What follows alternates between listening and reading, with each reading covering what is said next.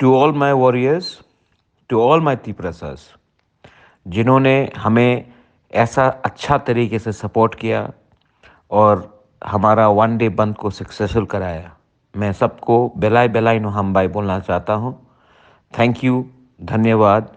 आपने दिखाया कि पावर में हो या ना हो, तीपरासा के दिल में अधिकार और ग्रेटर तीपरलैंड के लिए आज भी सपोर्ट है। मैं अपने लीडर्स को जो ग्राउंड में थे, मैं अपने वॉरियर्स को, बुरुई बदल को, वाईटीएफ को, टीआईएसएफ को, टीसीएफ को, सबको थैंक यू बोलना चाहता हूँ।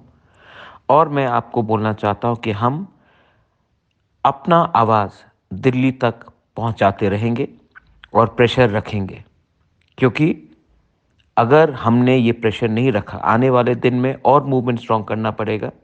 और अगर हमने ये प्रेशर नहीं रखा तो हमारे तीपरासा को कुछ नहीं मिलेगा। हमको एक होकर अपने लोगों को कुछ देना है और उसके लिए वी कैन नॉट कॉम्प्रोमाइज। बेलाय नो हम बाय।